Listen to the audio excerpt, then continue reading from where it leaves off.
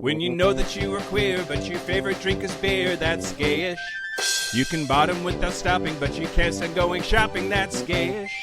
Oh, gayish, you're probably gayish. Well, life's just too short for narrow stereotypes, so it's gayish. We're also gayish. It's Gayish with Mike and Kyle. Hello, everyone in the podcast universe. This is Gayish, the podcast that Snopes rates a mostly false, but very adorable while doing it. It's super true. Oh, no. Let's tell some lies. Yay, starting with this. I'm Kyle Getz. I'm Mike Johnson. We're here to bridge the gap between sexuality and actuality. And today we're going to talk about... queer as folk. That's the truth. Yeah, that is true. Yeah, we put the ruthless in truthless. Great. Okay. Or Ruthie, a character in the new Queer as Folk. Oh, really? God, I didn't catch any of their names except Daddy-O. Right. I mean, Daddy-us. Daddy-us? Yeah. Yep. But... Well, this was one of our Gap Bridger selections. If you are a Gap Bridger for 3 months or more, then you get to meet with Kyle and I and get your own idea produced as an episode. So Forrest Nail was the dude that chose this. Forrest Nail of end credits fame. You may recognize him from his name at the end of the episode. As a super Gap Bridger, which he pointed out, you've not fucked his name up even once, which that's just tempting fate. Oh, you're welcome, Forrest. I don't know how I can do that. Okay. But yeah, he asked for this months ago, and we were like, well, how about we wait until the new show comes out? Yeah. So that's what we did, and that's why it's timed for now. Yep. One programming note. Yeah. It's Pride Month. It is Pride Month. Happy Pride Month. Happy Pride. It still is. And we have a happy hour, June 23rd at 6 p.m. Pacific. There's an event on our page. You can go, say yes to the guest. And we're looking forward to it. It'll be fun. We'll hang out. We'll chat. We'll pride. We'll do our gay shit. It's going to be super duper fun. Yeah. And on Zoom. So... get ready for that. Gayish, brought to you this week by Zoom. Zoom, it sounds like you're flying, but you're on the ground.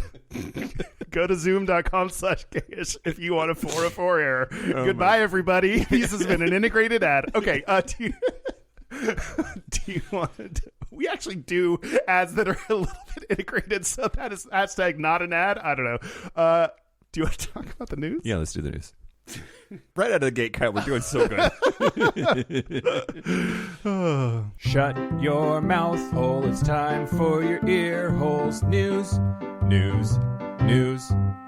Okay, news the first. Just yesterday, on Saturday, the 11th of June, the North Idaho Pride Alliance held Coeur d'Alene Pride in Coeur d'Alene, Idaho. A, quote, family-friendly community event celebrating diversity and building a stronger and more unified community for all. Sorry, a family-friendly community of event. Okay, cool. Great. And, on the way to Coeur d'Alene Pride, a group of 31 people, members of the white supremacist neo-Nazi group Patriot Front, were pulled over. At about 1:30 p.m., police received a call from a concerned citizen who had seen a group of people who, quote, looked like a little army jump into the back of a U-Haul truck with masks and shields. So it was basically a clown car filled with assholes? Clown in the actual sense of like, yeah. Yep, the officers made the traffic stop and arrested 31 people inside the truck for conspiracy to riot.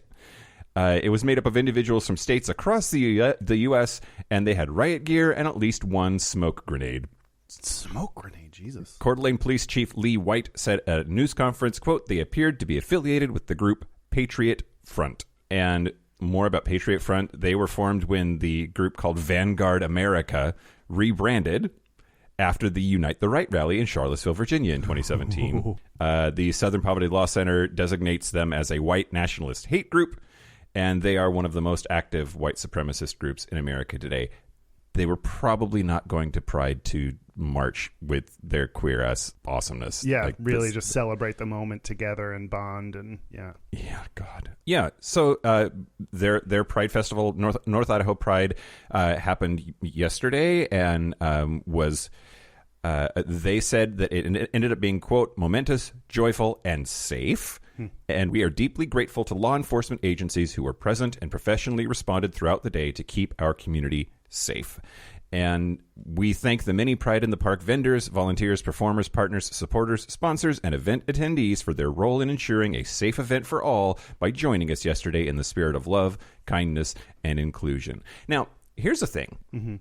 We have a problem with guns in this country. That's not a secret to anybody. We have a problem with white nationalism and white supremacy in this country. That's not a secret to anybody. But I feel like the rhetoric is particularly bad recently. I don't know if it's the midterm elections. I don't know if it's like the right is losing its goddamn mind over Donald Trump and his horse shit. But like, it feels extra scary this year to go be with giant crowds of gay people in a place where we're easy targets. I mean, it's because I don't know if it's actually more mass shootings. Like, we have so many mass shootings at this point. It's not a surprise, but you know, it'll be like, this weekend, 23 mass shootings, and that's just life now. And that's just, and no one has been able to do anything about it. And that's just the world we're living in. So it's almost like, rather than when is the next mass shooting, it's will it be at the thing I'm at? Yep. Is the question. Yep. Which is, and yeah, like Pride would be a very good target for someone that is angry with a gun. Yep. I mean, what did the gun do to him? Why is he mad at it? I'm kidding. Yeah, it's really scary, and I'm grateful that there are, you know, people who are working to make sure that these things don't happen, and this clearly was an example of a near miss. Yeah. And just be safe out there, y'all. If you see something, say something. I don't know. I don't have any good advice to give, except I think it's important that we not let that fear prevent us from showing up and celebrating to the best of our ability. Yeah, but I mean, I also think part of it, like, you know, we don't necessarily have to like have advice, more that like it's an understandable, reasonable fear you have if you do have it, and your way of managing it, whatever that is to you, is understandable. And there are lots of ways to celebrate Pride. Like, I agree. Like, if you're comfortable going out into public spaces, like, it's important to show visible statements of pride and community and unity and love and happiness and joy when you're LGBTQ plus. But also, if you're afraid, there's so many ways that is not the only way to show pride or to celebrate pride for yourself. It can be online in a community, in a Discord server. This is a dumb place to plug our Discord. I accidentally almost went into that. Any kind of like online community, or I've been starting to watch some films that we've talked about on our last episode, and that is by myself, but makes me feel more connected. You know, there's lots of things you can do, and Pride is not just one thing or event. Yep. Absolutely. News the second? Yeah. All right. So continuing the just parade of shitbags, Kyle. Apparently, the Taliban is rounding up people in Afghanistan, LGBTQ members of the community, but they're saying it's because they're trying to prevent monkeypox. So the Taliban is saying monkeypox is the new gay disease. We got to get these gays out of our community because they're going to give us all monkeypox. Mm-hmm. Two gay men who live in Kabul told Pink News that the Taliban's persecution of LGBTQ people has been ramping up ever since monkeypox started being detected in Europe. The virus, which is usually found in Central and West Africa, is seeing outbreaks in the UK, Spain, Portugal, some other locations. We've talked about it on the show before. And in the U.S. And in the U.S. now. Yeah, it's Seattle now. And that it's primarily in the men who have sex with men community. And that's because it's not a sexual disease, but bumping ugly is just one way to get it. Mm-hmm. Anyway... Boy, when this started getting reported, everyone was like, "Uh-oh, they're like very unfortunately making this connection between like gay and bi men, and this is an exact example of the thing that everyone was worried about happening." Yep. I recently got tested positive for COVID. Did my stayed home, stayed away from people, all the shit I was supposed to that the CDC said, and also reported it through a really inconvenient like King County call line or whatever, but like did the thing, like reported it, so we have numbers because anyway, but like when they went through the demographic questions, one of the questions was orientation, and I was like, fuck, I'm gay, like, but like, yeah, I didn't get it because I'm gay. Yeah. Although it might have been at a gay event. Did I get it? I don't know. I'm not sure. But like even just telling them that I was gay is like both the truth, and we should have that for accurate reporting. And also I was like, oh, fuck. Yeah, for sure. It reminds me of when people were reluctant to register their civil partnerships with Washington State after Ref 51, Ref 71 passed. The everything but marriage law that we had was Ref 71. Ref 74 was gay marriage. But they were like, given the current political climate, why would I add myself to a registry of gay people to hunt down? I remember you talking about that on this show. Yeah. It was up from episode. Yep. Okay, so the Taliban, they're fuckface asshole dickbags. Yep. This podcast taking a strong stance against the Taliban. Malek, a gay man living in Kabul, said, quote, "The Ministry of Health has stated that no cases of the disease have been registered. Yet they are still looking for excuses to harass the Afghan gay community. Wherever they see handsome men wearing no local clothes, they check their cell phones, and if they find the slightest evidence that they are gay, they arrest them and take them away." Holy shit. And according to this man, trans people are just as much at risk. Apparently, if the Taliban finds a nude photo on a person's phone, they will beat and detain them. Oh, my God. Quote, "The Taliban do not like anyone to wear fashionable clothes. They threaten all homosexuals with death after being detained. They say they should wear local clothes, should not shave their beards, and act as they wish. Trans people cannot even come out of their house." Anyway. Wow. God, I mean, talk about stereotypes and the pain and the challenge of stereotyping people that, like... Yeah, that man has a nice haircut. Get him. Yeah, absolutely. Jesus. Shit.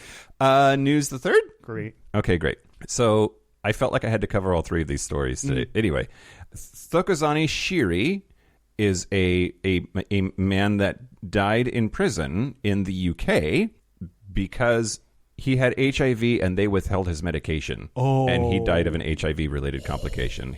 He was serving 2 sentences at HMP Chelmsford in Essex in 2017 until 2018, and then again from 2018 until his death on the 14th of April 2019. Apparently, Essex Partnership University Trust was aware that he was HIV positive, but he was not allowed to go to an HIV clinic and was not provided with any of his antiretroviral medications, which, as we know and have said multiple times, can lower a person's HIV load to undetectable, and which is untransmittable. U equals U. Yep.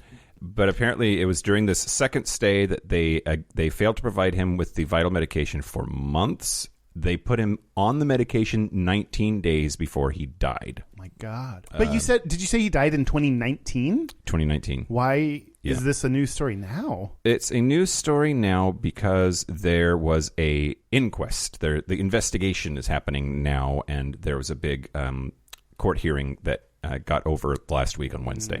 Got it. So the jury found that 5 separate failings had caused his death, including the failure to provide his medication during both periods of imprisonment and the failure to refer him to an HIV clinic. When he was finally taken to the hospital, he was put into an induced coma, and before his mother was able to see him, and he remained that way until his death. Despite being in a coma, he was kept in handcuffs and chained to his hospital bed. The prison and probation ombudsman, Sue McAllister, said that his care was, quote, "unacceptably poor. This is a case in which a young man died a preventable death as a result of what I can only describe as neglect by healthcare staff, and whose mother was then treated with gross insensitivity by prison staff." Yeah. On our side, cool, thanks, ombuds person. But neglect seems to be the nicest way to say if there are 5 levels of failure, there is more than neglect. That is not one step. Like, if you have checks and balances and multiple times that checks and balances fails, it's not neglect. There's an intentional or malicious, or there's something. It's something more than whoopsie. Right? Yeah. Absolutely. And there's a dehumanization of people in prison that happens, especially in our culture in the United States, of like, they're less than human, they deserve what's coming to them. Just a total lack of awareness of what did they do to get there that places blame on, like... Yep. Yeah. Absolutely. People are more than their crimes, and we forget that. Yeah. And I think that's particularly pronounced with queer people, right? But like you see, this is an example of an HIV positive person, but there's also like trans issues, people getting gender affirming care that they need when they're in a prison system. Yeah. It's just there's this like we don't really fund prison systems to care about people because that's where we throw people away. Yeah. And it's really unfortunate that this person ended up dying again of a totally preventable reason because of this phenomenon. Hopefully something comes of this inquest and the UK prison system can get its shit together. Yeah. And hopefully we get our shit together too, which we won't. I know. I was going to say, I don't know much about the UK prison system, but if it was the US, I would have little to no hope for that. I mean, at least over the short term. News the 4th. I wanted to end on a positive note. Rebel Wilson came out. Yeah. Oh, but mostly positive. I didn't know if you knew I didn't know if you knew the follow-up part. Yeah. So I wanted to end on a positive story, and then it was we were all excited, like good, genuinely happy news. Rebel Wilson, welcome. So happy to have you. It's wonderful, and it still is. It is. That's awesome. You know, Pride Month. It's just lovely. Yep. Australian comedian and actor Rebel Wilson, 42 years old, has announced a new love in her life.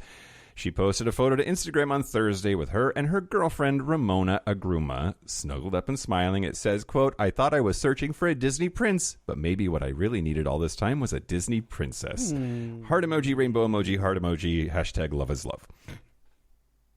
Turns out that she did that because an Australian newspaper reportedly threatened to out her. They gave her 48 hours to say something, or that they were going to go to print with outing her. So she chose to control her own narrative and come out.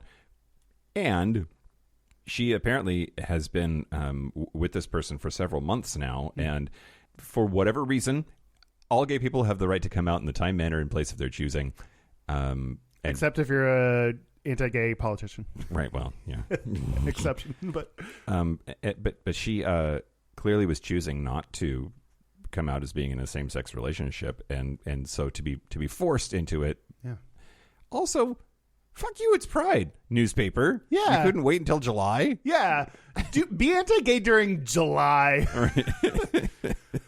Well, and it's I was going to say something insightful. Fuck. Oh, great. Oh, I also read them saying, like, we were just asking questions. And that line now has become like, okay, we've heard that enough that, like, that is never what you're doing. Right. Even as a newspaper, if you ask a question to someone who's not out about if they're LGBT, that is not just a question. There is whether you want it to be or not, there is some weight and danger behind what you're doing. So even taking it at its most innocent, which I don't actually think it is, asking a question is not innocent. Right. I don't know. Yeah, absolutely. Rebel Wilson. Hi. Welcome to the tent. We don't know how she identifies. That's the other thing. It's just been a picture of her girlfriend, and don't know if she's bi or if she's gay or whatever. More on that later, maybe. But they are for our tell-all interview with Rebel Wilson. They're adorable, and they look lovely together. Happy Pride. That's the news. That's the news. Well, speaking of people that are lovely, I would like to thank the following Patreon members who support us on Patreon. Great. If you want to support us on Patreon, go to patreon.com/Gayish podcast. Thank you to Dimitri DeSantos. Wow. I know, right? Wow. Sorry to everyone else who has a dumb name compared to Dimitri DeSantos. People like Clay Parker. Clay Parker. Wait, isn't that one of the guys from South Park? That's Trey Eric Parker. Stone Street? That's Trey Parker. Eric Stone. Eric Stone Street. Are those two different people? Anyway, Donovan Atkinson, Love Your Diet, and Harrison Pankratz. God, I'm sure everyone Atkinson is like, okay, these people get the dumbest comments from us. Okay, Harrison Pankratz, you have a Z in your name, so do I. I get it. Thank you. If you want your name read and to support us for some reason, you can do it at patreon.com/Gayish podcast. Do it. Speaking of Patreon things, as you mentioned, this is the episode requested by Forrest Nail. So Forrest nailed it. Oh, well, we preemptively say congratulating ourselves.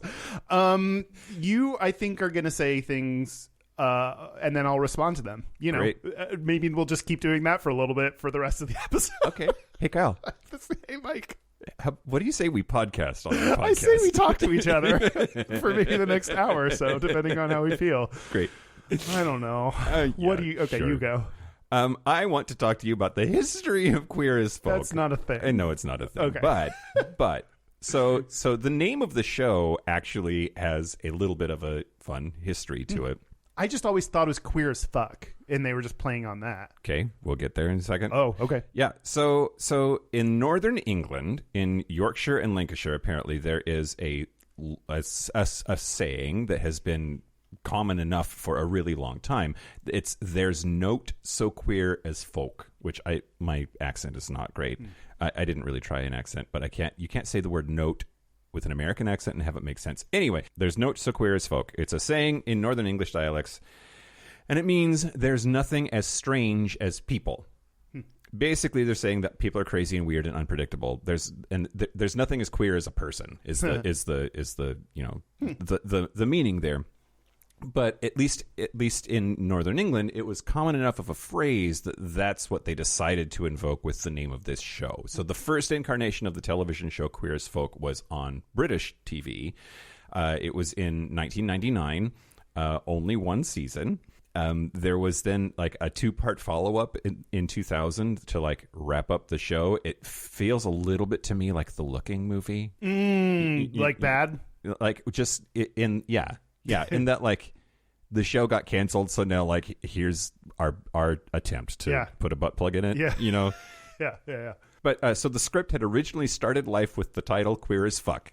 Oh. And then somebody said, maybe that wouldn't be so great with media. Well, okay, but that's interesting because like the entire show, everyone's like, maybe you can't do any of that. Like, right? Yeah. Well, I mean, you for sure couldn't say Queer as Fuck on American TV, right? And I doubt you could get away with it on British TV either in the late 90s. I could be wrong. Let me know, British people. It's Showtime. Do it like they can do whatever they want. I don't think it was on Showtime in England, though. Oh no! I'm talking about the U.S. Sure. It was on BBC 4, which apparently is the slutty one. Did you say BBC 4? BBC 4? No, BBC 4 will eat you gigantically. Or no, it's just Channel 4. It's not BBC 4. I don't know how your TV system works, UK. Like, nor is this yourself. An episode about BBC, so we don't need to do that. It was on Channel 4. Okay. Anyway, they started as Queer as Fuck, and then somebody's like, "Yeah, you can't do that," and then they made the connection to this already established phrase of there's not so queer as folk. Huh. Also, the new show, which I know I watched the whole thing. You watched the first episode.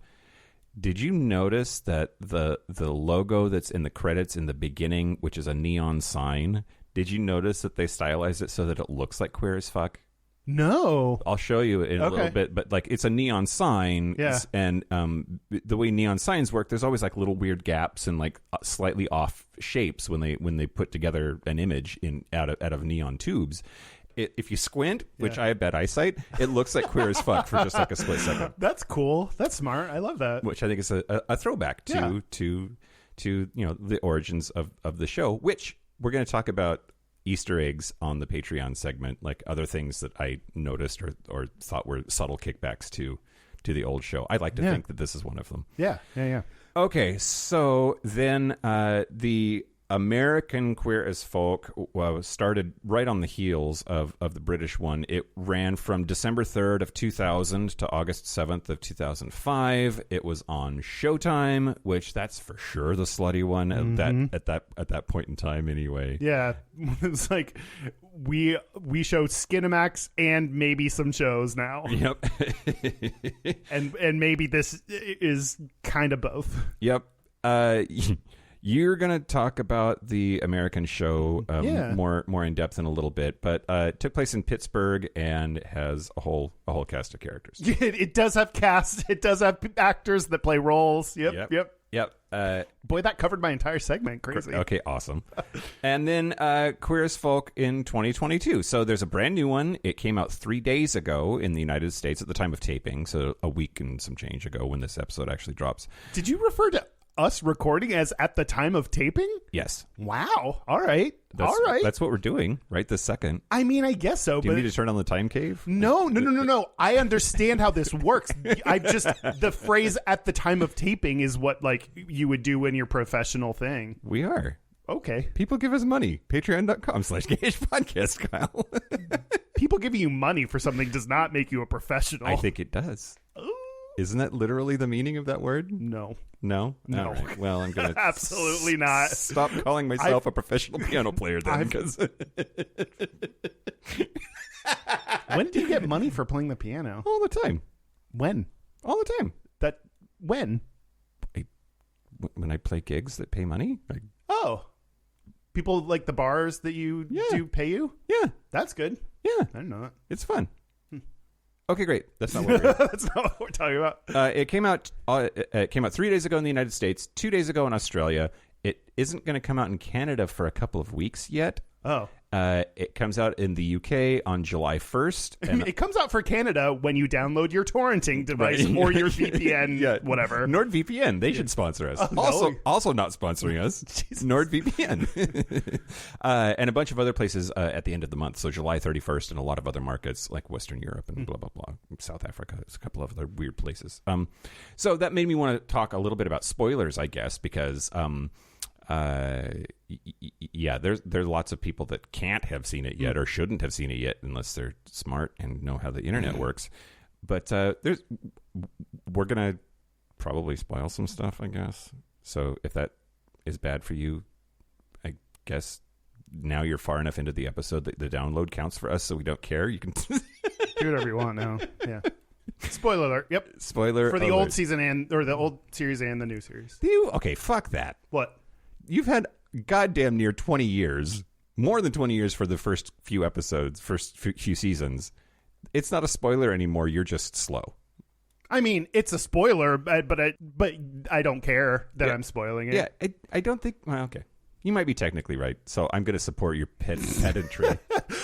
It should be inherent if you're downloading an episode called Queer as Folk that we will be talking about the contents of the show. So get over yourself. Yeah, those of you I don't know why we're yelling at the people. They're like, we know and we don't care. They love it. No one, I don't know, no one's fighting us on this has ever complained. That's how Daddy rolls. Yelling at him. Yeah. Okay. You want to talk about the old show? The Ridge? Yeah. So, well... Okay, the British one doesn't count at all. Are we agreed on that? Boy, okay, this is what is so fucking annoying. You talk about something like Queer as Folk, and every British person's like, oh, did you know that started? Yes, I know that. I know like that. The Office. I know. That is not a smart observation, and I know it. And when I'm talking about it, I'm talking about the American one. You're yelling again. This is legit, because this is something that, like, British people always love to do, and I'm like, I know this information, and I'm ignoring this. Like, I don't. It's just like they think it makes them special that they know this information. Sure. I also think that British people think we ignore them more than we do. We ignore them a good amount, so sometimes it's fair. But something like this, I don't know. Maybe I would. I don't know. We get it. It was British first. Oh, okay, cool. So I'm going to talk about the American version. Did you watch the original? The U.S. original? I have seen lots of episodes, enough that I know some stuff, would recognize the actors, know some of the characters' names, but I don't think I ever watched the whole thing. Certainly not encyclopedic. But I also was straight then. Yeah. Right? So it was on from 2000 to 2005. I got married to my wife in 2004. That's prime me pretending phase of life. So yeah. And this is not conducive to pretending. Yeah. Can you imagine me saying to her, I want to watch this gay ass show, and then making her watch this gay ass show with me? You talked about it, your wife had you watch Brokeback Mountain. I could see a supportive, woman being like, let's see this hobby, but this is not one of those shows that you're like, let's support the community and let's watch this show. Maybe people would now, with all of our content and how people are chill and sex, I don't know. At the time, this would not be a let's be cool and support the gays kind of show that you would watch. Yep. That is just not. Yeah. Yeah, I'm with you. Yeah, no, so I was in the closet when it came out. Sorry. What? It came out before you came out. It came out before me. Yeah, it did. And it dragged me out by my dick. I mentioned that one of the first thing I remember seeing is a scene of Justin Taylor, one of the young kid, like high school, the twink. Giving this dude a hand job when I was like on the internet, when the internet started. Like this is one of the early things that I found. Didn't know what the show was, didn't know, just like was like super into this, like thought it was super hot. So it's interesting that I came to this by way of searching for like hot porn related or sex things. Fitting. But yeah, and when I came out, I graduated, I moved up to Seattle, and it was one of those things that I had this realization. It was just like when I went to college, was living by myself or with roommates, but like, it was like, oh my God, when my roommate's not here, I can watch all the porn I want. Like for the very first time in life, there's no one around to make me not watch porn. I can do, before it would like have to hide it or go at night or close, the computer room door, like had to do all these things. And it was like, freedom. Yeah. And it felt very much like that when I lived alone. I was like, oh my God, I can watch this show. I live alone now and I can watch whatever I want. And even if it's racy or sexual or whatever, I get to do what I want. Yep. So, and this is probably one of the, if not the earliest actual gay TV shows. Like I can't even, I had seen episodes of Will and Grace, so that's not true. So maybe like the second thing that I ever saw. So like this and the L Word, I watched around the same time. Like these are like kind of my early gay TV show influences. And it's been a while since I've watched it. Sure. Before recording this episode, I said in my mind, like, I will not be rewatching this at all. Like, I just, I don't want to.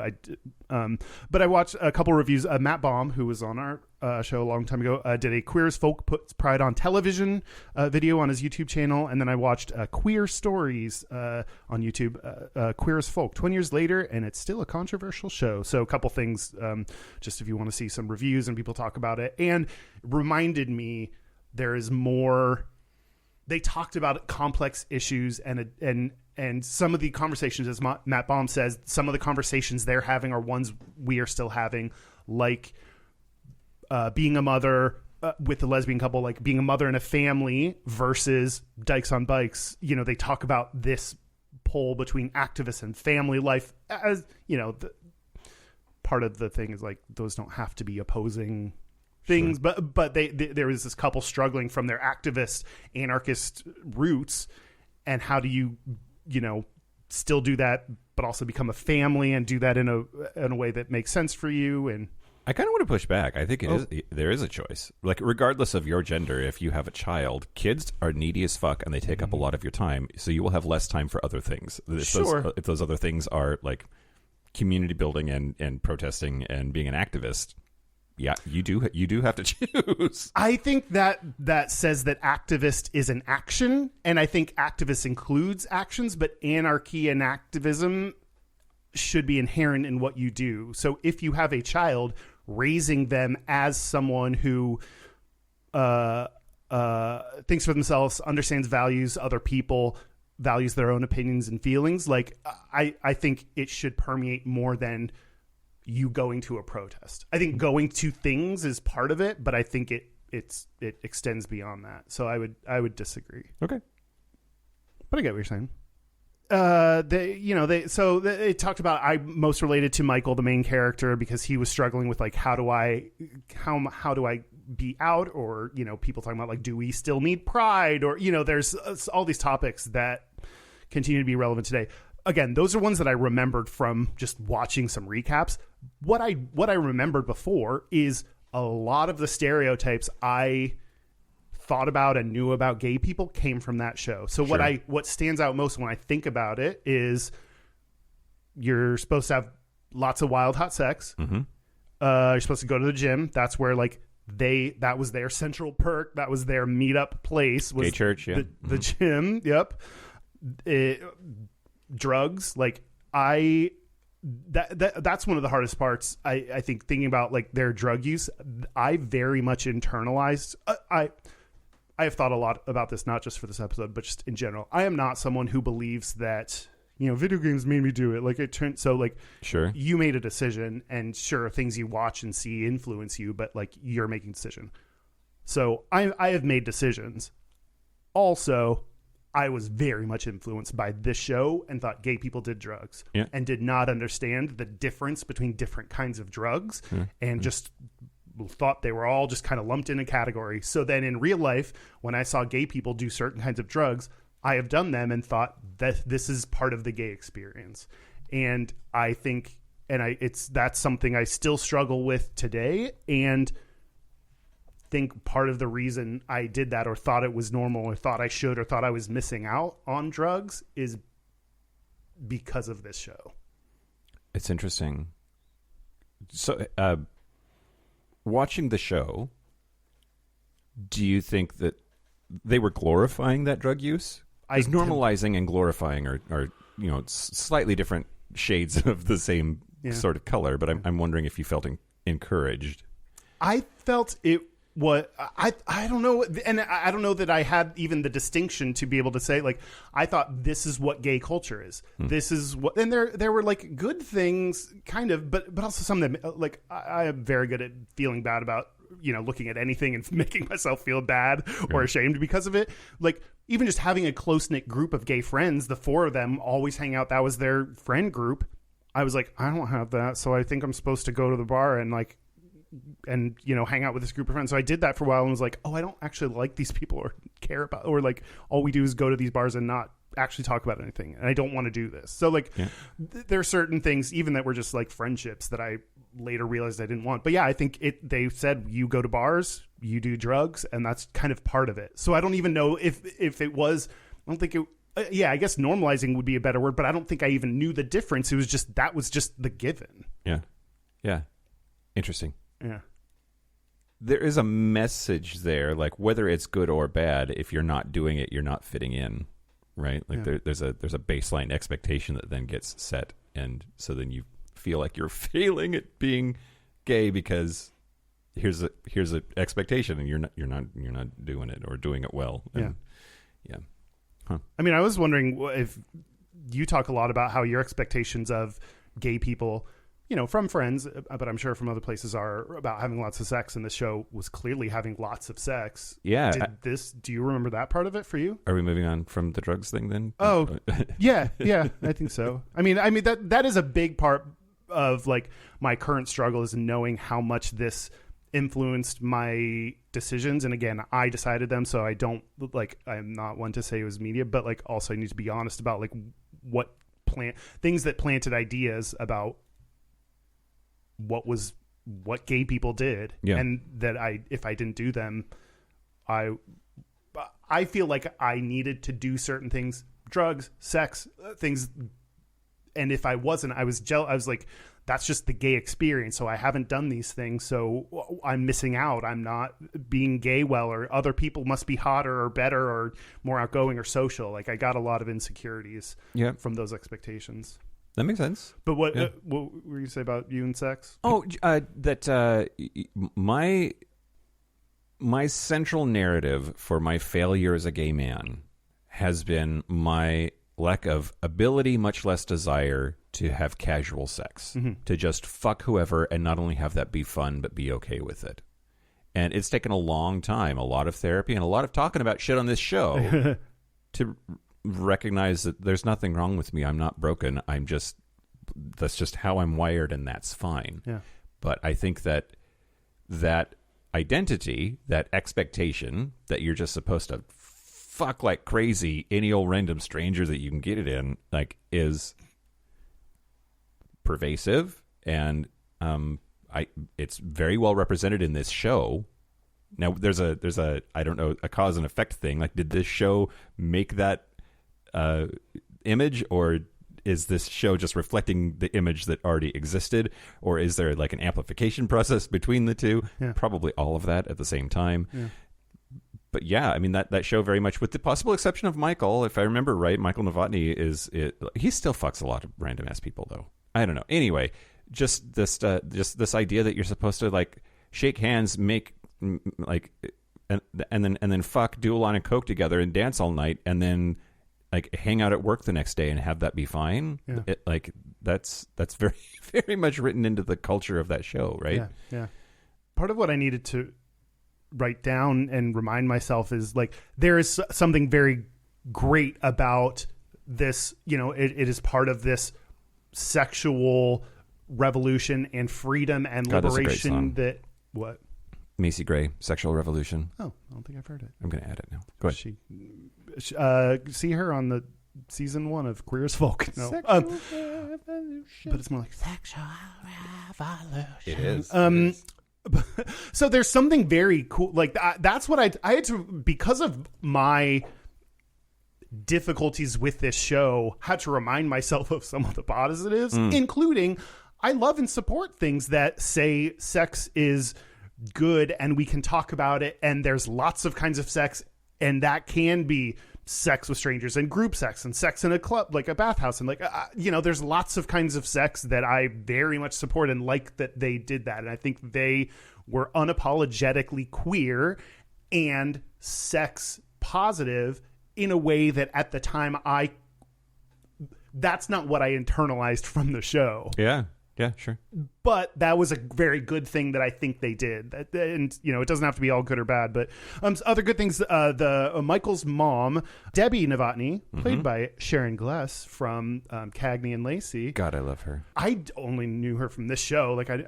But I really like that they did not do I'm from the main character from a homophobic family, that they flipped that and said, we're going to go the other way. The struggle that he has with his mom is she's super supportive, almost annoyingly so, in a way that she seems more gay than he does. Like, he struggled with that part. I really loved that they did that thing. Yeah. That they didn't do the normal, what we expected from a homophobic family. Yep, absolutely. Totally agree.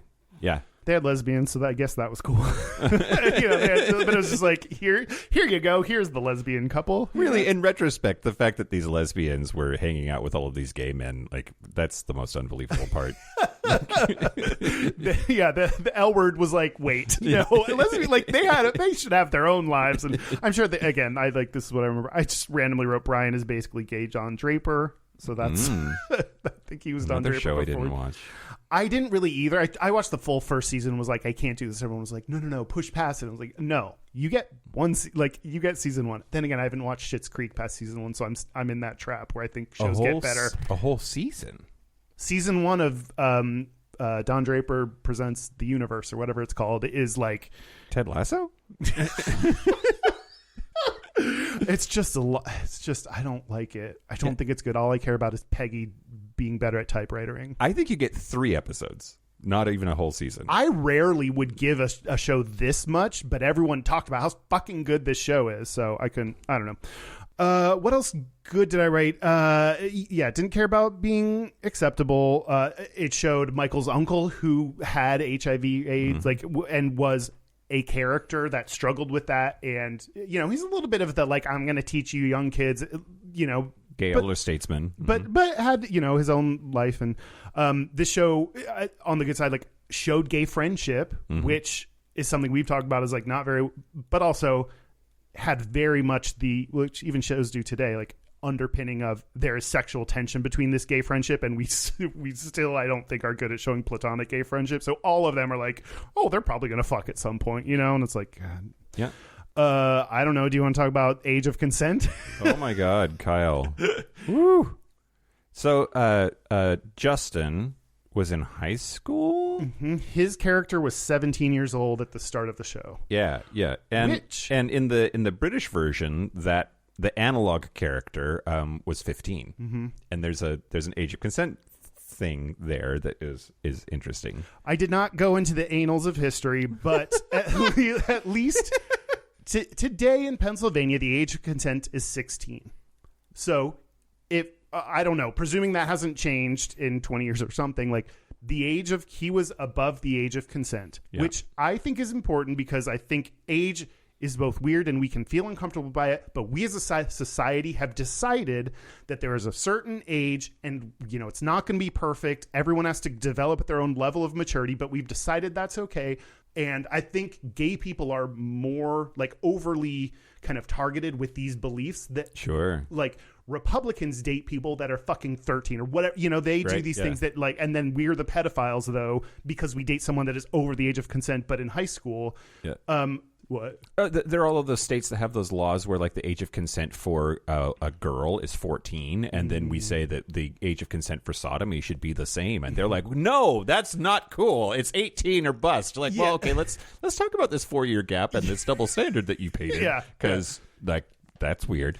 Yep. There are many times in history where the age of consent is different when you're gay. Yeah, And why is that? It's because of your prejudice against gay people. and butt sex is gross. And butt sex is gross. I don't think it is, but like I do. I'm disgusted every time. Also, dating a 29-year-old, I'm pretty sure the age of consent should be 30. Everyone required celibacy until 30. It very much had focused on the lives of gay cis white men. And, you know, the range of experiences were like a gay cis white man who's trying to come out, a gay cis white man who is a professional, a gay cis white man who's femme. Like, you know, that was the range of experiences. I would add able-bodied to your list of like boring shit. Yeah. Yep. Just because that's important to the new show. We're going to talk about that in a while. I will. I don't know how much to get. I will say a quote from Hal Sparks, who played the titular. I feel like there's some nowadays. I don't know how we'd feel, but like at the time, like I think he was an ally for the community. He was an advocate.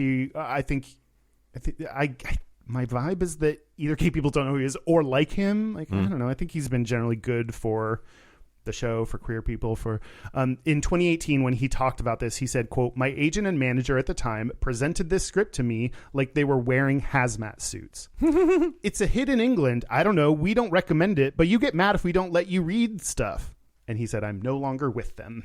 Oh, wow. Okay. Justin Taylor, who the actor is Randy Harrison, has a podcast I have not listened to called Queer-anon with Mr. Sister.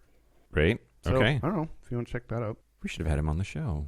I did. I don't know. I don't know if people care. I did reach out to see if we could get an early screener of the show before it came out to see it, and no one replied. So I don't. Well, we got early access compared to Canada and the UK and other places. Early access presented by Peacock. Peacock, your DMs are not important. We're not big enough for them to care about, I don't think. Although the NBC Universal Peacock, for which their streaming service Peacock is named, is a rainbow. It's gay-ass Peacock. You hate crimed me digitally. That's so rude. I don't know. I struggle with, I think, people that care about the series and maybe watched it at either a different time in their life or maybe were not as sensitive to... a lot of what I'm talking about are very personal things that I judge myself and I'm sensitive to these issues. So other people might have watched this and been like, fucking sweet. They're gay. Like so I worry that I'm presenting this in a negative light. I'm trying to at least give my viewpoint of it. There are people that love this and there's something that this offered that was valuable and revolutionary at the time. Yeah. And so there are good things about it. I struggle with this show. Sure. I have bad memories and reflections of this show. Huh. I mean, you also hate hot people, so there's a lot of skin in that show. Yeah. Maybe this is going to lead into the new show. Like, sure. Feeling bad about not being hot. Like, we continued that saga into the current show. Like, that did not change. A lot changed. That did not. Yeah, for sure.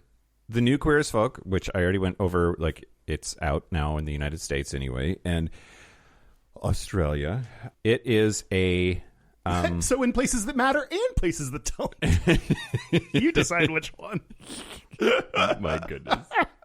They're calling it a reimagining of the first couple of shows. Why does that sound like something Disney would say? Well, yeah, and the point is, it's not just a reboot, right? It's not the same characters. Right. It's not the same boring cis white able-bodied men. Yeah. Like it's a modernized new stuff show. Yeah. And it takes place in New Orleans, and let's jump right into it. Again, like we already gave the spoilers talk too, so I don't know why I'm so nervous to like get hate mail about spoiling shit. The thing that I was struck with is first episode, first 30 seconds is a big old disclaimer. Hey, this show is anchored in a shooting that takes place at a club, and some people might find that disturbing. Thanks to the trigger warning, and I found myself spending the whole first episode being like, oh God, when's it going to happen? Oh, right.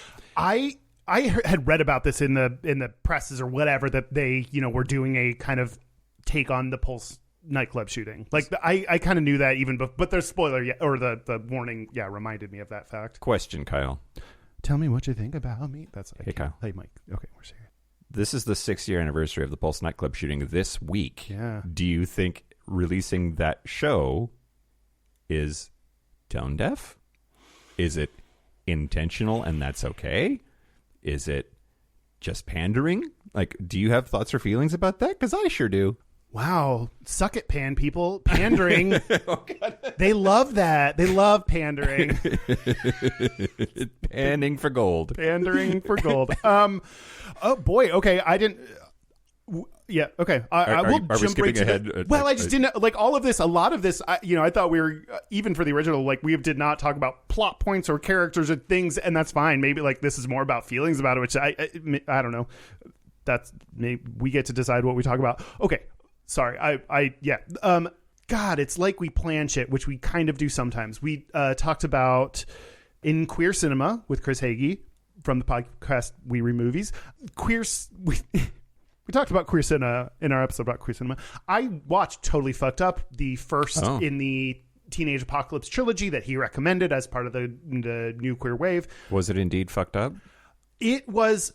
That one I will try not to give specific spoilers. It was a difficult watch. It was an independent movie. It was authentic real lives of people, and it was a challenging watch. Mm-hmm. And I think, especially given what I learned about that wave of media, that movement is people pissed off that no one's doing anything about AIDS. They're angry. They're angry at straight people. They are saying that straight people are bad and we are better, and activists, and there's a lot about that movement that I mentioned. And to have a difficult movie that maybe plays into some of the tropes that was made by a gay person in that time, it's different than a movie made by and for and starring straight people that plays into tropes. So on the Spaces app, I was talking about this with someone, like, and it made me think through this even more. Like Philadelphia, the screenwriter's gay, but like most of the other people involved are straight people, and they're dealing with this thing, and it's like, you're benefiting from our tragedy. It's not a gay person benefiting. It's not all these gay people that are putting out this art. Yeah.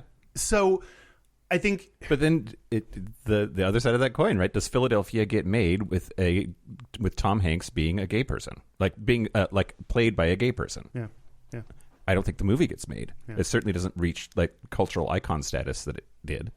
But if that's your excuse for casting straight people in movies, then gay people never, then that's always every movie. Correct. So anyway, the reason I brought all that up is I think it changes it for me when it is a comment about the Pulse nightclub or the shooting made by queer people that are writing and processing this information. That was a very long path to get to where I am now. Is I don't think it's, I think the timing makes sense for the release. It's during Pride and, around the anniversary. And that's when we're thinking about it as queer people and dealing with it and processing it, and art made by queer people to think and talk about this when done with the proper warnings and as much caution as can be provided to this topic. Mm-hmm. We can talk about them, like if it was well done or how they did it or whatever, but I support that art. So I think I am leaning towards, I like that someone is doing something or making art about this thing. Yep. What do you think? I found it very. I did not know that going into the show, so the disclaimer, then put me on edge about it. But I will also say, having watched all of the first season, there's 8 episodes that are all. I don't know if this is the same in other markets, but in the United States anyway, all 8 of them, they just dropped them all. And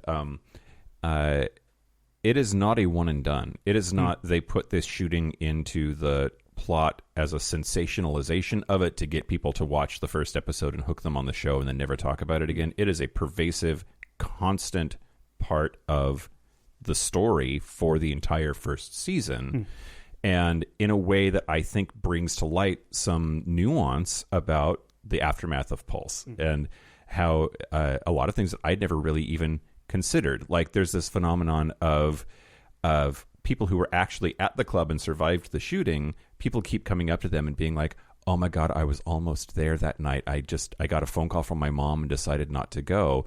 Like making it about them. Like that somehow makes them closer to the tragedy in a way, or like they're saying like, you're a proxy for me, and like basically using this person's this tragic thing that happened to this person as a springboard for processing their own emotions. Like that was almost, God, I can't imagine, like that was almost me if like, and then being in the shoes of being like, well, I was there, so go fuck it. Like you, we don't have that. We are not the same. Yep. We didn't. I'm so sorry for you. Wow, that must be hard for you to almost have been me. Yep. And talking about like people who benefited from the tragedy by appearing in media, spokespeople, organizations that fundraised off of it. The idea that the families of victims were being compensated, and some of those families had disowned their person that was killed in that, and yet they still profited from it. Like they touch on a whole bunch of stuff. Again, 8 episodes worth, and it is a constant drumbeat fixture of the plot and the fabric of that story. So although I had my reservations about the first episode and I was freaking out about it, I was like, oh, this is probably not okay on their anniversary. The fact that it kept coming back and they kept touching on a whole bunch of different facets of the blast radius, for lack of a better word, of that tragedy, I've got to feel better about it, and I think it's important, and I support it now. When I was watching this, I was like, I was looking up the name, Mingus. I was like, if you fucking kill Mingus, I will be so angry at the show, and I will send hate mail to, I don't know, to Biden. I don't know what I would do. Like, the thing I care most about in this entire show is that non-binary character, Mingus, played by an actual non-binary person, and his mom, Juliette Lewis. Their mom. Fuck. Thank you. Yeah. Yeah, 2 main non-binary characters, right? Because Shar is also non-binary. I'm not sure about the act. And giving birth, which is a very interesting, like, kind of thing to show. Yeah, yeah, totally. But yeah, that is to say, like, that, and I also think they didn't go with the. You very quickly learn that the non-binary character lives. Like, I think it would have been real shitty to hold back on that for a very long time, to be like, did they die or not? Like, I liked that they showed like they are still alive, and you have to struggle with seeing their mom not know this information. But if they would have held that back and made that like a kind of thing to keep you holding on, I think that would have been shitty. Yep, absolutely. And of course they had to do the like, well, fuck it. What? There's like one of the characters that we are introduced to and begin to develop a relationship with, and ends up not making it, and that is like, that's a little bit playing with your, feelings. And like using that as the instigator to get these 2 main characters back together is like the death. Oh, well, don't worry. We cleared the way for you to get back with your ex because his boyfriend died, is like, that's, I don't know. Yeah. That's a lot. Yep. But they do, like, they have enough.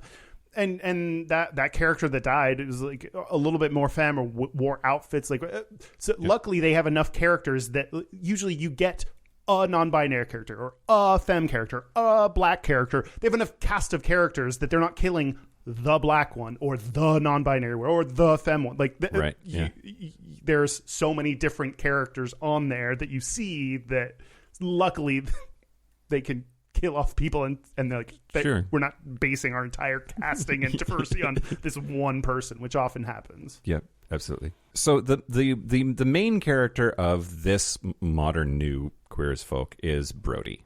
And Brody is excruciatingly hot, deeply flawed, and borderline insufferable, and is selfish, narcissistic, fucks everything that walks, does so many drugs all the time, is an adopted black kid in a rich white family who is dropping out of medical school to move back to New Orleans, and he's the backbone of the show. And so Brody, we very quickly find out, is the sperm donor for his friend Ruthie, a trans woman, and her non-binary partner Shar, but they're the one carrying we find out, babies. It's twins. So they're really exploring some, I think, really interesting, valid things about the queer experience of not just people of different places of gender being together and starting a family, but then also the realities of sperm donation and how does surrogacy work, and that triad is fascinating. And I think my favorite dynamics in season 1 are the ways in which Ruthie and Shar and Brody interact with each other and sort of try to navigate this clusterfuck of shit. Yeah. Which that I think that they carried on from the original. Like I mentioned, like they are talking about real queer issues that maybe are not as discussed, or that it can be bad people or bad takes, but like things that people are struggling with. And I think that's at least what I saw so far of them continuing to do that, real queer struggles that people actually have.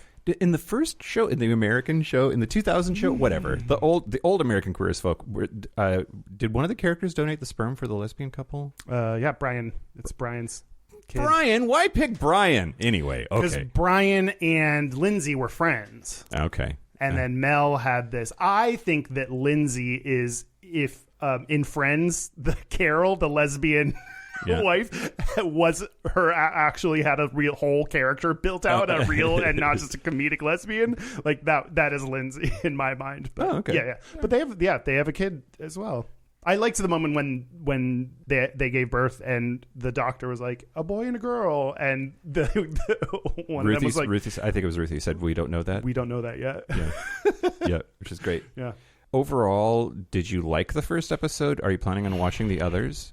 I mean, partially I did the free plan that you get the first episode. So there's part of it that I'm like, do I want to buy a full new thing just for this? I watched this episode and then cried. Yeah. It was a lot to watch. Yeah, it absolutely was.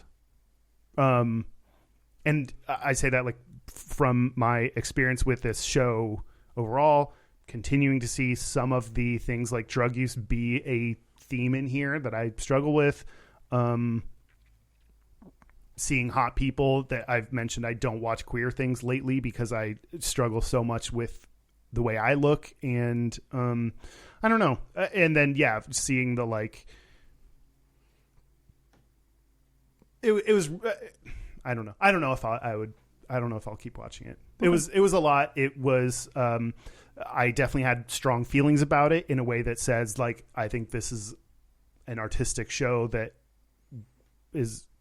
gave me feelings, and that's what art is supposed to do. Yeah. I don't know if it's the time or place for me to watch it. I don't know if I care enough to watch it. I don't know. Okay. I don't know.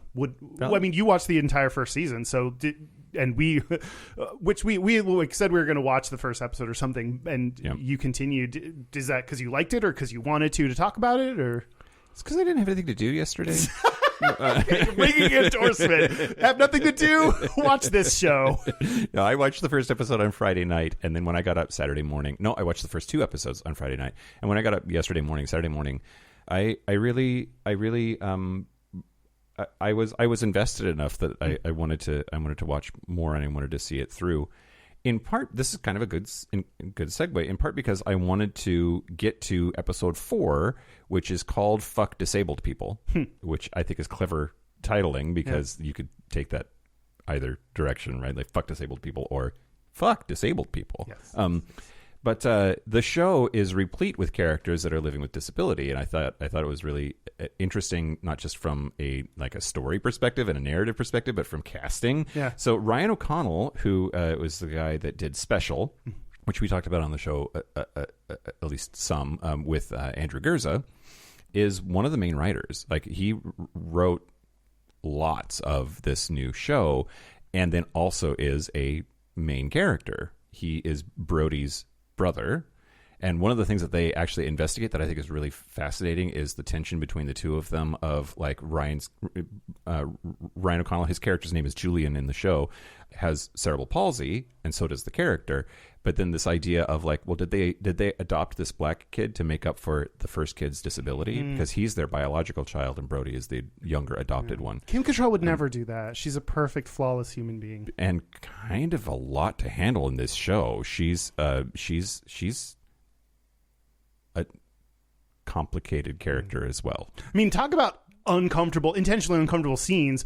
Her whole, I get it's her son in this scene, but like her holding a gun pointed towards her, a white woman pointing a gun towards a black man is like, he even says like, you're still pointing a gun at me. So I mean, like, but boy, that entire time is intentionally like very reflective of us in our society right now. And blah, but boy, that was hard to watch those like whatever full minute that she did that. Yep, absolutely, for sure. More about disability. Andrew Gurza was actually a character with lines in episode 4. So on top of doing a bunch of consulting work, which we knew that he was doing on handling disability well in the show, he was in the show. Yeah. He was credited as Cute Boy. Yeah.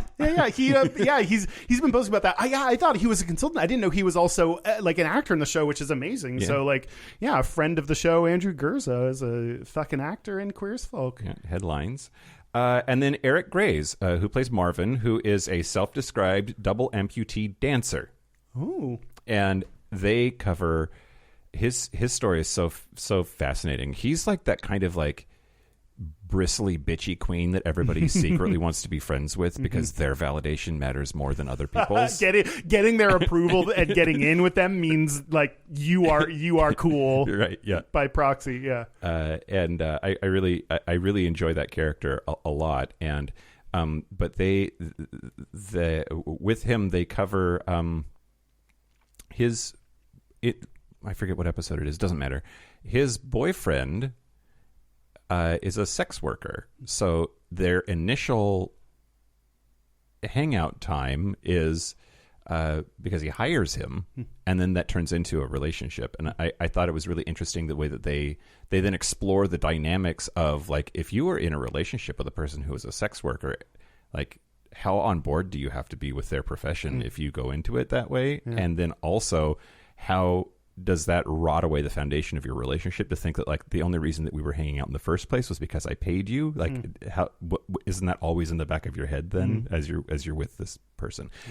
Fascinating, super interesting, but then also talking about disabled bodies in sex and the comfort level and how just really truly difficult it can be to navigate those things if you don't do it together and with a lot of communication. And I thought there's a sex scene that is super duper hot with that character in it. In the first episode, showing the difficulties of navigating queer spaces when you're disabled. Yeah. Like that's something I learned a lot from Andrew Gurza from talking and posting about this.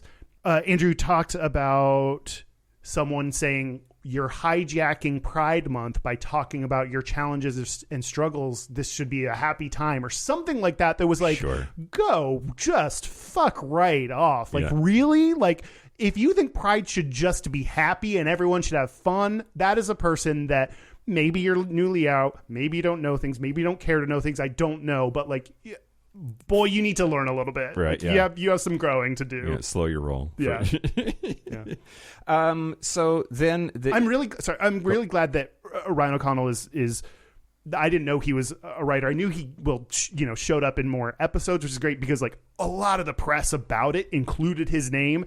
And so I think that's a good thing about the first episode is that they continued on things that they promised and didn't do them in a sensationalist way, because if all these press things were like, hey, we have a disabled person in it, and he would like if Ryan was barely in it or whatever, then that would be like they're using him. But to have him include him in the press and him actually have a major role in front of and behind the camera is really important. And then I'm glad they included his name to be like, he's a major part of this. So. Yeah. Well, not just a major part of it, but a main character, right? Because Brody's ex-fiance, Noah, who's super hot, was with Dadius, who dies in the shooting. Then they end up together. Dadius is weird naming. I can't get over Dadius being the name of a person. Is that a name?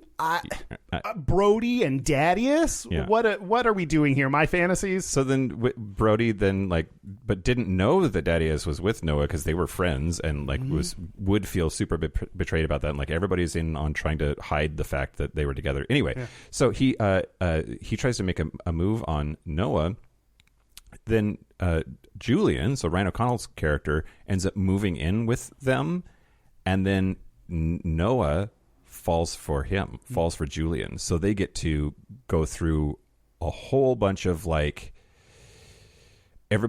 nobody assumes that they're together because they're too mismatched in terms of physical attractiveness. Like why would this super hot dude be with somebody who was disabled, and the ways in which that impacts their relationship, and then trying to cover there's more reasons to be into somebody than just their physical attributes, and then the whole dynamic of like you just chose a brother over the other brother, and how does that make them feel? Like I think it was super fascinating. But yeah, and Ryan O'Connell wrote so much of the show, and I think he's an okay actor, but they explore some really, really interesting things, I think, in a very real and human way, and I ended up really liking it.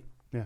So I wanted to talk about dead naming real quick. Okay. So Ruthie, who is Brody's really, really good friend, we find out later from high school, and we get to see Ruthie pre-transition. In a flashback scene? Yes. Okay. There are a whole bunch of flashbacks, and that's exactly what I wanted to talk about. So there, they had flashbacks to the time when Ruthie was male presenting, and they beep out her dead name in these flashback sequences, which I thought was really interesting. Like for that character at that time, she hadn't transitioned yet, she hadn't picked a new name yet, but they still beeped, like with a beep sound, beeped out her dead name. And I forget, like, this is something, if people don't know, dead naming is when you use a trans person's birth name instead of the name that they selected when they transitioned. And it's a big no-no. Don't do it. Yeah.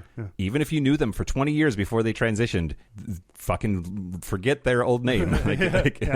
Anyway, so when we had Max Curry on in our representation episode, we talked about Rurangi, and Kaz is a trans man who's the main character of that show, and he gets dead named in a city council meeting in front of a whole bunch of people. And I remember when they did that scene, they zoomed in on the mouth of the person that was saying his name, and the dead name came out, and it was dead silent. There was no beep. Right. There was just like kind of a weird, like talking through water kind of a sound that happened. And he told us that they made up a name so that what was being mouthed wasn't something that you could then like lip read and figure out later. In Queer as Folk, Brody and Ruthie get into an argument, and he dead names her, like while they're fighting. And they didn't. It's a similar, like you see his face and you can see his mouth, but they beep it. And it's interesting because they had primed us, like every time her dead name came up in the flashback sequences, the beep sound is so jarring that you were like primed to like, oh fuck. So then to have a present day scene and have him dead name her and then have this big old beep in it was also very jarring. It was like in that really good way of like art is supposed to move you. It was moving because it was just it was crushing. It was shocking. It was really impactful. And I just got shivers. That is very, you do not expect to see it in modern day, like in the modern day scenes. Yeah. And the actors do a really good job of like just showing the betrayal there that's involved. And anyway, it was, I thought it was really interesting. Something that I would think should go without saying, but nothing does these days because everyone sucks. Is like, and I've seen trans influencers and Instagrammers post about this. If you are angry at someone, dead naming them is still shitty, or using the wrong gender pronouns is still shitty. Don't like that is still an attack on trans. Caitlyn Jenner, by using the wrong name or pronouns, you're not like playing, you're not like winning on that argument or being subversive by doing that. You're still being shitty to trans people as a whole. A trans person can be a shitty, horrible person, can deserve all the crap in the world, but do that through, hey, they're really shitty and here's how they're impacting things, and not by dead naming. Like it is an unfair weapon that cis people can use against trans people that has it is intentionally hurtful for no other reason than I'm going to do this to you. Yeah. I think some people think they might have the right to do it if someone is bad enough, even if they're bad for queer people, even if they're a horrible person. Still doesn't make it okay. No good time to do it.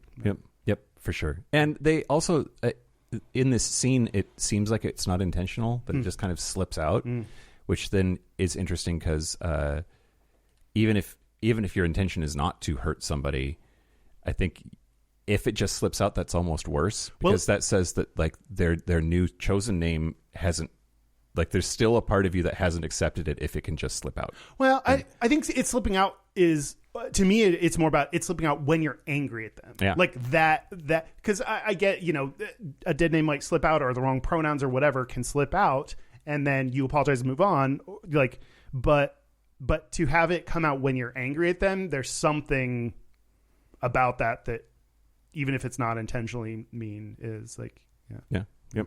The last thing I wanted to talk about when it came to the new Queer as Folk was the misgendering thing. So Shar and Ruthie, Cher and Ruthie. I hear Cher, but the character's name is Shar. So Cher and Ruthie, a non-binary person and a trans woman who are new parents. And they have their anniversary, so they decide to go to a fancy restaurant. And the, again, boring, older, cis, white, able-bodied waiter, hetero waiter, multiple times misgenders Cher. First with using she/her pronouns, and then upon being corrected says "okay, sir" or whatever, like uses male gendering instead. And so then there's this very uncomfortable, awkward scene of they throw a scene in the middle of this like white tablecloth, nothing but white people fancily dressed in this very fancy restaurant, and go on this tirade about like the genitals of the dessert that they're eating. And they end up getting kicked out of the restaurant. But I think it's the first time that I've seen misgendering be made such a big deal of, and also for like there to be consequences.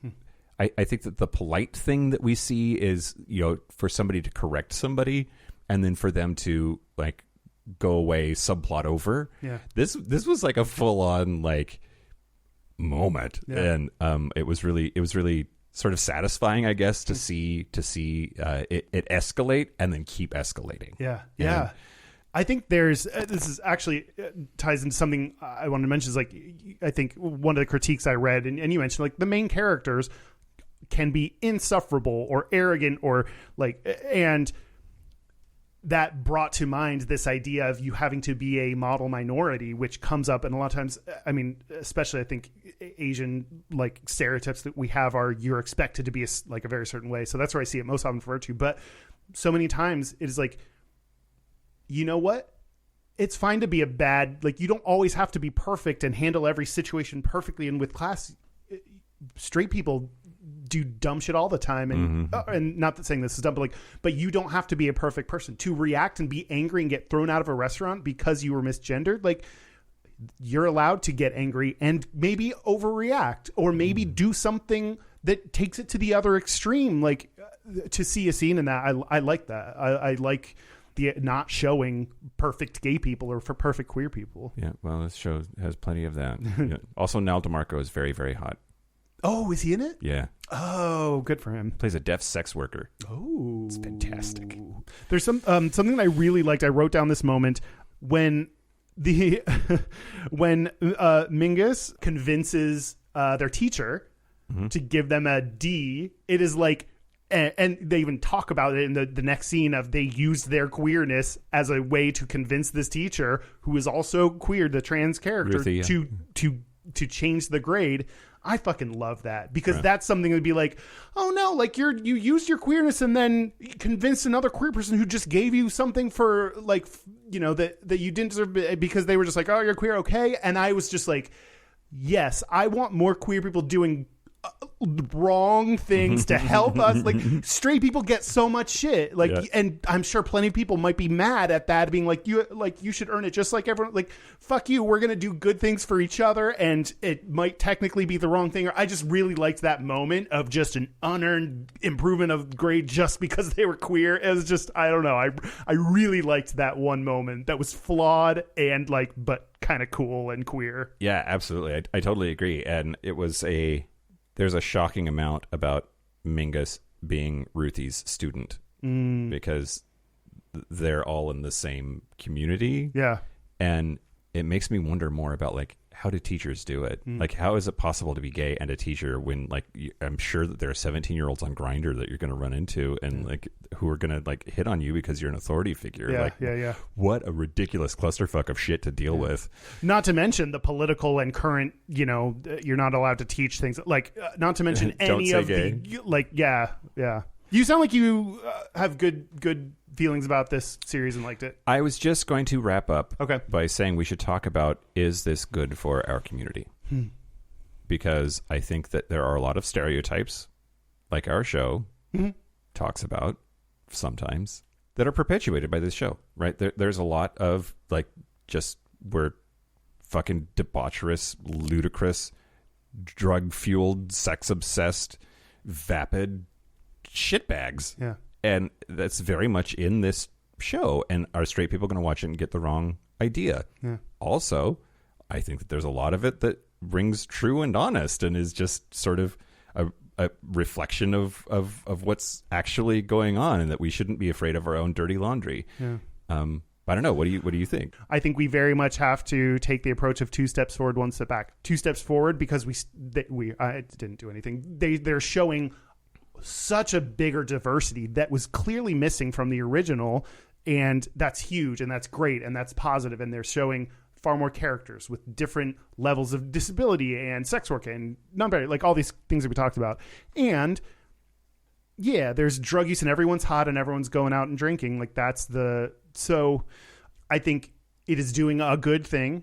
I think there's still some challenges with it. And I keep coming back to what Callie Wright said in our episode about Star Trek, where they said sometimes what you think is bad representation is just not enough representation. I think I've been thinking a lot about that, of like, it's totally fair to show us using drugs. God knows we do that more than most people, more than the average person, like, or going out or clubs or hot bodies. Like, there's so much of that is true. And also I want to see a range of stories that include people not doing drugs. And part of it is like, when we have these conversations, I want people to know, part of what I want to talk about my original kind of experience with Queer as Folk, because I want people to know that is not everyone. That, like, yes, we just because we have a greater likelihood of using drugs, or we are more likely to have body issues, so be a little bit like some people are more likely to be jacked. You also see that so much, and that's not everyone. And there are people like you and I that either don't fit in with the sex or the drugs or have done those just because we thought we were supposed to. And I that's something that media can't do, is show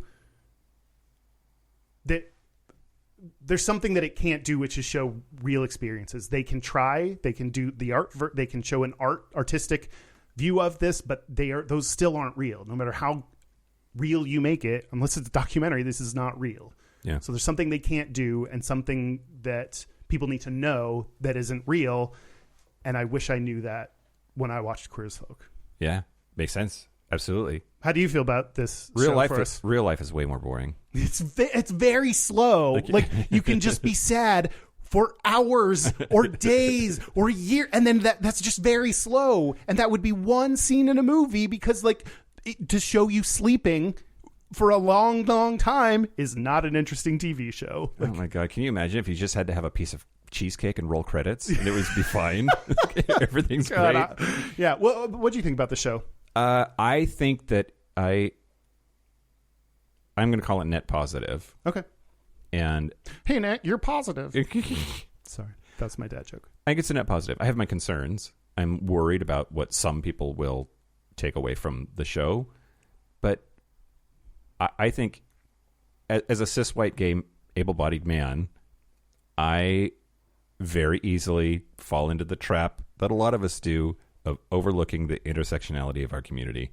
And it was really, I think, great to live in a world, albeit fictional, where that intersectionality is front and center and visible and being explored in a real human way. Yeah. And so I appreciate it, and I'm walking away with warm, good feelings about the show. And there's a lot of fucked up shit. Yeah. Did we do it? Yeah, I think we covered our reactions to it, and other people will love or hate them and feel like we didn't cover their feelings on it, which I get that. Yeah. And so, I don't know, join our Discord or Facebook group to share all the things that you felt about it and want to. But, like, you know, we can only cover how we feel about it. And yeah. It did cost us a star. That one guy hated my take on the Britney episode and specifically called out, you only get 4 stars because Mike's feelings about Britney. Rated us 5 and then heard that episode and went back and changed it to a 4 because of that episode. Those are there. You know, there are some. There's at least a little bit of thickening of my skin that this show has forced me to do, and one of it is, you know what? I, as the person that loved Britney Spears, that 4-star person, go fuck yourself. Do not love Britney Spears and take away her star is like the same thing as like, I will take away your gay card. Yep. Like I don't know. We don't have to, I don't know. All right. Well, in the Patreon segment, we're going to talk about, you said Easter eggs. I have a couple more quotes from the current thing that I really liked. We'll brainstorm whether the name Daddius is really a name. Great, sure. Can't wait for more discussion on this. All right, you want to take a break? Let's take a break. Let's take a break. Queer break. Yeah. Queers folk you. This is the part where Mike and Kyle take a break. Okay. You ready? Yep. So are we back? We're back. We're back. We're going to do our Gayest and Straightest. We're going to do our Gayest and Straightest. But first, our Pride Happy Hour is going to be Thursday, June the 23rd at 6 p.m. Pacific. It is on all of our socials, and it's going to be on Zoom, and it's going to be fun. It's not on all of our socials. It's going to be on all of our socials. Okay. I don't know. It's on Facebook. Yeah, check for our Facebook page. I don't even know why I looked over there. Anyway, yeah, and it's time for the local gay bar review. Ooh, okay. This time, last week I was in Indianapolis, Indiana, and I went to Greg's Our Place, which is not to be confused with Seattle's Our Place, R.I.P. They put the R in R.I.P. Yeah, Greg's Our Place. Our Place, sorry. It's Our Place. It was an interesting little place. Indianapolis is weird. Grindr is weird in Indianapolis. You can tell a lot about a place by how many like headless torsos and no profile image accounts there are. But it was fun. I take it there were a lot of them? Yeah. Okay. Yeah. It was fun. It's well laid out, and my only criticism about it, like as a bar, is that it was cash only, which I don't know. It felt like I was buying weed or something to be like, the dude is like, we're cash only. I'm like, get the fuck out of here. I so rarely see, like some I see, especially during COVID, was like no cash. Yeah, so like, yeah. Yeah. And there was a gentleman who struck up a conversation with me to let me know that he knows this is a gay bar. I was like, well, yeah. Oh, okay. Cool. Ed proceeded to tell me how curious he is about gay stuff. Like, I'm straight, and like, it told me all about his kids, and I think he thought he was dropping subtle hints that he wanted me to blow him, but they were not subtle at all, even a little bit. He's like, how'd he taste? I didn't. I didn't. No. No. What's wrong with straight but curious? Nothing's wrong with straight but curious, but I don't. Okay, the narrative that I ended up with in my head about this dude is that like he's there every night and just like looking for blowjobs, and giving me this Whom among us? giving me this like sad sex story about like being bi-curious and like that, like, oh, is this a gay bar? Like, you just fuck them right off. But Mike, he's might be new or clearly new to this, doesn't know how to hit on people. No, he's not learned this. You know what? Yeah. There was also a 21-year-old in there having her birthday, her 21st birthday was happening, and that was a lot of energy. And then she fell hard right on her face. And I've been there, girl. Oh yeah, and she was on this 21 run with a friend of hers and her mom, and it was Indianapolis. Go to Greg's Our Place. I really enjoyed it. I give it 4 dildos. Do you want to do our Gayest and Straightest? Let's do our Gayest and Straightest, sponsored by Spaces. Spaces, a new group chat app for niche queer communities, by Hornet. I'll go first. Okay, my gayest is we went to White Center Pride. Yeah, we did. Here in Seattle. If you don't know, White Center is an area of town, not a style of person. And it's not in the center of town, nor is it that white, but I mean, but it's Seattle, so you can only expect so much. The least white part of Seattle is very white. Yeah. Anyway, so while we were there, I was wearing my Britney t-shirt and had a moment with someone walking by where this woman like looked at me and like with minimal words just pointed at my shirt and was like did a heart sign with her hand and then was like touched her heart and then like reached out for me and then put her hand on her heart and then just like looked really reflective and it was like she just and then it wasn't a quick one. It like went on for maybe a full minute of her just being like, oh, Brittany, yeah. Oh, like she was worshiping you as some kind of idol. No, I think she was like, oh, Brittany. Yeah. Oh, just Brittany. Yeah. Brittany. Happy Brittany's wedding, Mike. Sure. Happy. I'm thrilled to be here for this wedding to you. This month is big because it's Brittany's wedding month. My straightest is I don't know that Kate Bush song, and I don't really care. And then I was talking to someone at White Center Pride, and I was like, I don't want to go look up this song because everyone's like, us queers knew about this long, long ago, and so I feel like the unknowing straight person that is like, what's this song? And I was like, I feel like a poser. I was talking to someone about this at White Center Pride, and he said to me something that I really like. He said, being a poser is in. And I was like, you know what? That's beautiful. Like, just look up the song. Who cares if you know it or didn't? Like, being a poser is in. Just kind of do the stuff you like, whether that's popular or good or bad. Like, being a poser's in, Mike. Yeah. Great. I haven't listened to the song. Oh.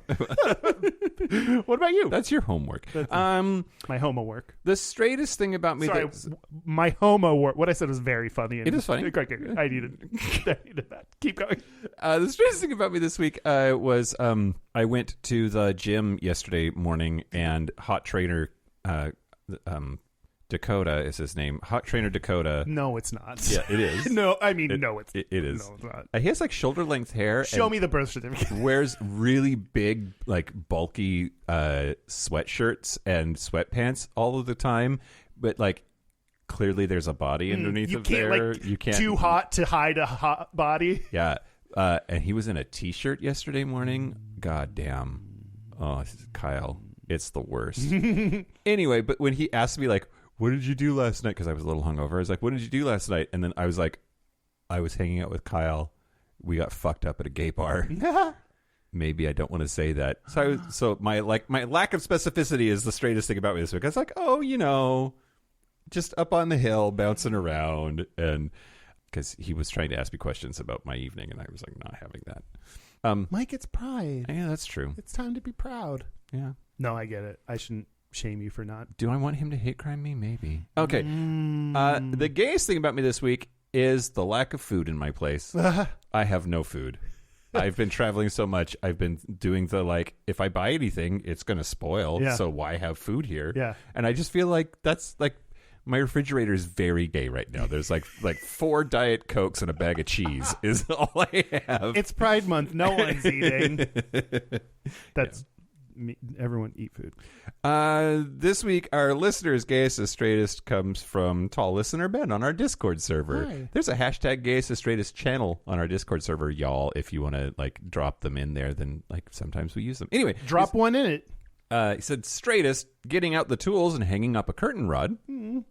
Gayest dropping a screw and while looking for it, finding a cum stain on the wall behind my bed.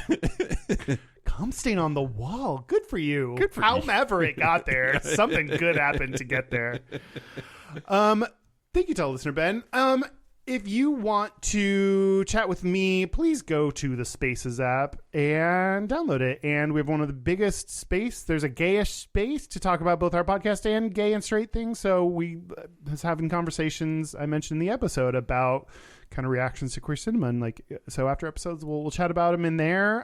So download and join. And next week, I will grab one from the Spaces app. So also post your Gayest and Straightest there, and I will get one. Do it. Do it. That's it. Thank you to Rebel Wilson. Man, thank you to Rebel Wilson. That fucking sucks. I fucking hate the dickbags on your behalf. You didn't ask me to. I'm buying time while I look up who wrote the new Queer as Folk. So Rebel Wilson is doing good and love her. Love that for her. And Thanks to Ryan O'Connell. thanks to Ryan O'Connell. Thanks to... Fuck, where's that guy's name? Stephen Dunn. Great, sure. Canadian. Oh, you made it. Also, thank you to our super gap bridgers: Gio Stossel, Harry Shaw, Josh Copeland, Forrest Nail, Patrick Martin, Anonymous, James Barrow, Steve Douglas, Explosive Lasagna, Christopher Farrell, Just Jamie, Kevin Henderson, Tipsy McStumble, Donald Linsky, Thomas B, Dusty Sands, A. Coleman, Chris Cacciatorian, Jerome York, and Cian and Javi. Thank you, especially to Forrest Nail, because you picked this episode. We appreciate you. That is it. This has been Gayish from the Chris Cacciatorian Studios. I'm Mike Johnson. I'm Kyle Getz. Until next week, be butch, be fabulous, be you. Bye. Queer.